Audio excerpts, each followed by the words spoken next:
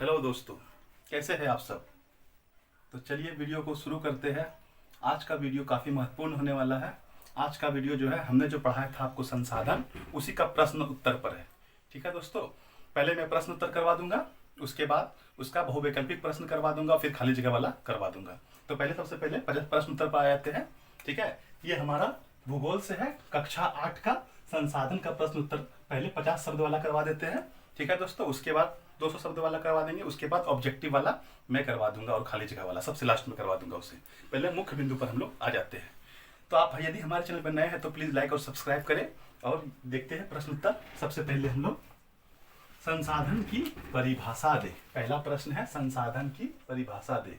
आपके बुक में दिया हुआ है पहला प्रश्न, संसाधन की परिभाषा दे।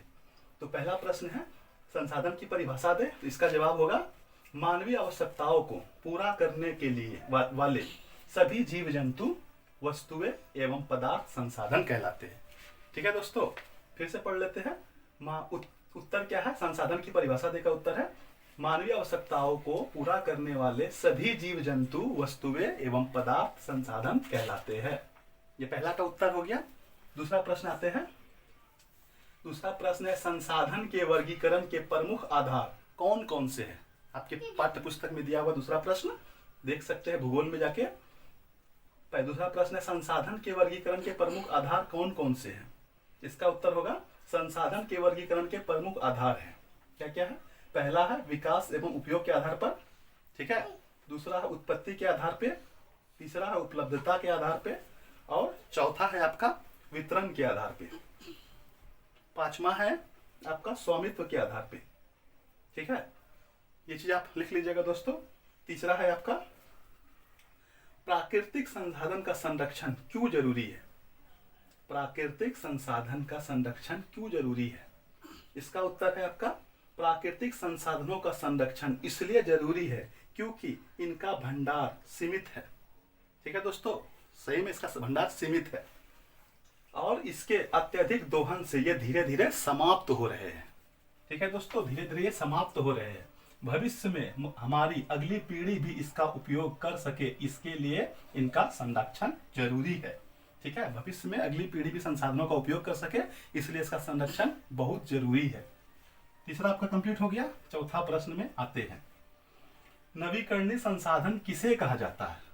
ठीक है दोस्तों, नवीकरणीय संसाधन किसे कहा जाता है? उदाहरण के साथ लिखे। इसका उत्तर होगा आपका वैसे प्राकृतिक संसाधन जिसकी पुनः पूर्ति प्राकृतिक रूप से होती रहती है, ये कभी समाप्त नहीं होते हैं, नवीकरणीय संसाधन कहलाते हैं। मैंने आपको पढ़ा चुका है, आपको पढ़ा दिए थे। ठीक है, जैसे कि सूर्य की रोशनी, थोड़ी सूर्य की किरण, आपका पवन, जल, वन इत्यादि। ठीक है, ये सब नवीकरणीय संसाधन है। ठीक है, ये नवीकरणीय संसाधन ये आपका क्लियर हो गया। ये कभी समाप्त नहीं होते हैं, इसकी पुनः पूर्ति होते रहती है। अगला 5वां प्रश्न में आते हैं। प्राकृतिक संसाधनों के वितरण में असमानता के प्रमुख कारणों को लिखे। ठीक है, तो क्या क्या असमानता है इसका उत्तर में देख लेते हैं। प्राकृतिक संसाधनों के वितरण में असमानता के प्रमुख कारण है, इसको आप लोग नोट करते जाइएगा कॉपी में। तो प्राकृतिक संसाधनों के वितरण में असमानता के प्रमुख कारण है, पहला है आपका पृथ्वी के स्थल रूप में विभिन्नता। ठीक है, पृथ्वी का स्थल रूप है, कहीं पहाड़ है, कहीं पठार है, कहीं नदियां है, कहीं झरना है, कहीं कुछ है। इस तरह से क्या है, पृथ्वी के स्थल रूप में विभिन्नता पाई जाती है। दूसरा है अक्षांशीय विस्तार, ये भी भिन्न है आपका। तीसरा है समुद्र तट से दूरी। ठीक है, कोई कोई समुद्र तट से देश नजदीक है, कोई दूर है। ठीक है दोस्तों। चौथा है समुद्र तल से ऊंचाई, कोई कोई शहर, नगर, देश जो है समुद्र तल से ऊंचाई पर है, कोई नीचे पर है। ठीक है दोस्तों, तो यहाँ तक आपका क्लियर हो गया। ठीक है दोस्तों, देख लीजिए आपका पहला प्रश्न संसाधन की परिभाषा नोट कर लीजिएगा। दूसरा है संसाधन के वर्गीकरण के प्रमुख आधार कौन कौन से होते हैं, इसको देख लीजिएगा, आप कॉपी में नोट कर लीजिएगा। तीसरा प्राकृतिक संसाधन का संरक्षण क्यों जरूरी है, यहाँ तक है। चौथा हुआ आपका नवीकरणीय संसाधन किसे कहा जाता है, उदाहरण के साथ लिखे, ये आपका यहाँ तक क्लियर है। पांचवा है और अंतिम है प्राकृतिक संसाधनों के वितरण में असमानता के प्रमुख कारण को लिखे। ये आपका 50 शब्दों वाला था। अब आगे आपको हम 200 शब्दों वाला करवाते हैं। ठीक है, मैंने यहाँ कंप्लीट कर लिया है 200 शब्दों वाला। इसका पहला है आपका 200 शब्दों वाला में पहला है आपका, देखिए प्राकृतिक संसाधन का पहला प्रश्न में है, प्राकृतिक संसाधन का वर्गीकरण उपयुक्त उदाहरण के साथ प्रस्तुत करें। ठीक है, तो इसका है जवाब, उत्तर है प्राकृतिक संसाधनों का वर्गीकरण इस प्रकार है। क्या है? विकास एवं उपयोग के आधार पर, क वास्तविक संसाधन, ख संभाव्य संसाधन। दूसरा है इसका उत्पत्ति के आधार पर, क जैव संसाधन और ख अजैव संसाधन। तीसरा है उपलब्धता के आधार पर, उपलब्धता के आधार पहला है नवीकरणीय संसाधन और दूसरा अनवीकरणीय संसाधन। वितरण के आधार पे पहला है सर्वत्र उपलब्ध संसाधन और दूसरा है स्थानिक संसाधन। स्वामित्व के आधार पे यानी मालिक के आधार पे निजी संसाधन, राष्ट्रीय संसाधन, अंतरराष्ट्रीय संसाधन। ठीक है दोस्तों, ये आपका पहला का क्लियर हो गया, प्राकृतिक संसाधन का वर्गीकरण उपयुक्त उदाहरण के साथ, ये आपका क्लियर हो गया। ठीक है, इसको नोट कर लीजिएगा। ठीक है, दूसरा आपका है संसाधन बनाए जाते हैं, उपयुक्त उदाहरणों के साथ स्पष्ट करें। ठीक है दोस्तों, इसका उत्तर होगा रेगिस्तान में बालू तथा पहाड़ पर पत्थर किसी काम का नहीं होता है, लेकिन मानव इसे यहां से लाकर शहर, गांव, ठीक है, मानव यहां से गांव या शहर लाकर इसका मकान तथा भवन निर्माण में उपयोग करता है। ठीक है, उसी तरह एक और है परती भूमि का मिट्टी किसी उपयोग का नहीं होता है, लेकिन मानव इसका ईंट बनाकर मकान तथा भवन बनाने में इसका निर्माण करता है। अतः इसलिए हम कह सकते हैं कि संसाधन बनाए जाते हैं। ठीक है दोस्तों, दूसरा आपका यहां तक क्लियर हो गया। ठीक है, संसाधन बनाए जाते हैं, ये इस उदाहरण के साथ हम आपको बता दिए हैं, अब इसको नोट कर लीजिएगा। ठीक है, देख लेते हैं 3 नंबर में क्या है हमारा दोस्तों। 3 नंबर में है संसाधन संरक्षण की आवश्यकता पर प्रकाश डाले।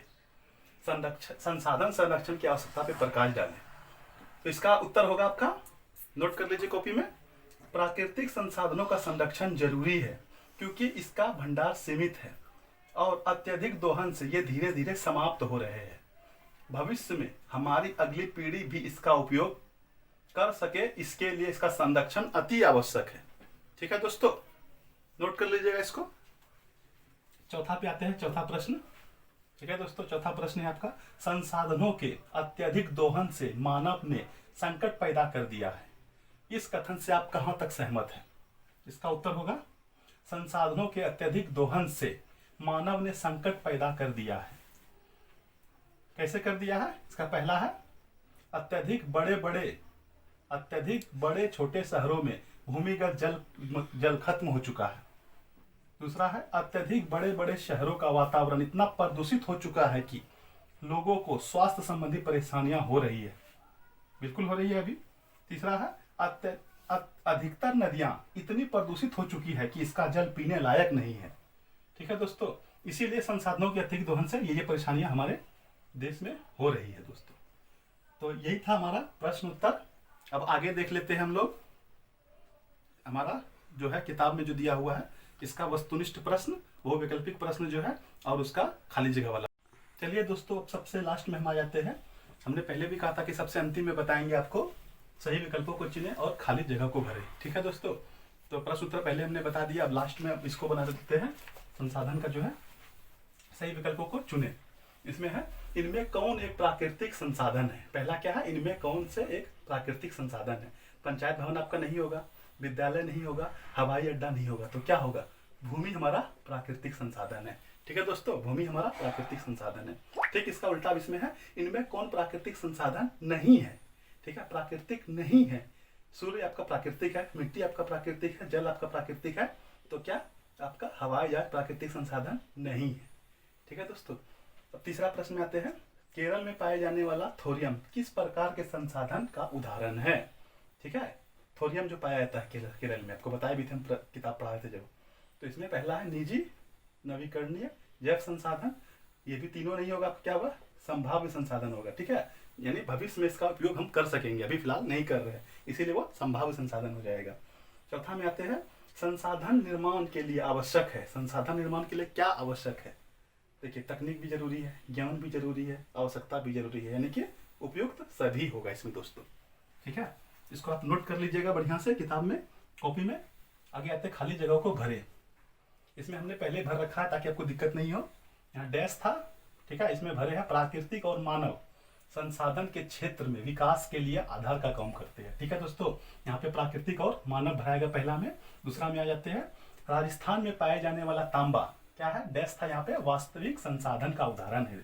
ठीक है, राजस्थान में पाए जाने वाला तांबा वास्तविक संसाधन का उदाहरण है। तीसरा में आते हैं डैश था यहाँ पे, बौद्धिक इसमें भरे हैं, बौद्धिक एवं शारीरिक क्षमता मानव को संसाधन बनाने के लिए आवश्यक है। क्या है, बौद्धिक एवं शारीरिक क्षमता मानव को संसाधन बनाने के लिए आवश्यक है। पहला में भराया प्राकृतिक और मानव, दूसरा में भराया वास्तविक, तीसरा में बौद्धिक। तो आज के लिए बस इतना ही। यदि आप हमारे चैनल पर नए हैं तो प्लीज़ हमारे चैनल को लाइक और सब्सक्राइब करें। बहुत मेहनत कर रहे हैं हम आप लोगों के लिए, ये वीडियो बना रहे हैं। और यदि आपका और कोई प्रश्न है तो आप कमेंट बॉक्स में लिखिएगा, मैं आपके लिए उसका प्रश्न उत्तर आपके लिए फिर से बना दूंगा। ठीक है दोस्तों, तो ठीक है, आज के लिए इतना ही। थैंक यू, धन्यवाद।